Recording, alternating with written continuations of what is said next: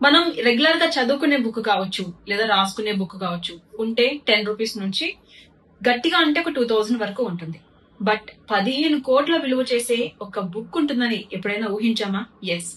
'My రత్నేశ్వర్' అనే ఒక book ఇప్పుడు 15,00,00,000 విలువ కలిగినటువంటి అతి తక్కువ కాపీలు ఉన్నటువంటి బుక్స్ లో ఒకటిగా నిలిచింది. ఆ బుక్ బీహార్ లో ఉన్నటువంటి బుక్ ఫెయిర్ లో ఇప్పుడు సంచలనంగా మారుతుంది.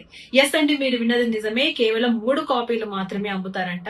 మొత్తం 16 కాపీలు మాత్రమే దీన్ని ప్రింట్ చేయించడం జరిగింది. ఒక్క కాపీ వచ్చేసి 15,00,00,000 అంట.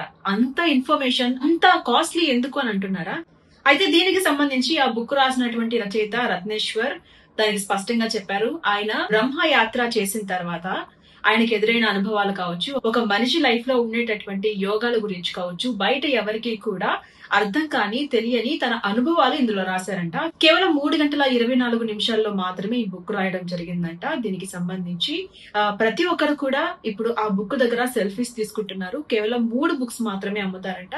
సో ఇంత విలువ కలిగినటువంటి ఈ 'మై రత్నేశ్వర్' బుక్ లో ఏముంటుంది అనేది ఇప్పుడు సస్పెన్స్ గా మారింది. అండ్ ఇంత కాస్ట్లీ బుక్ అని చెప్పి ప్రతి ఒక్కరు షాక్ అవుతున్నారు.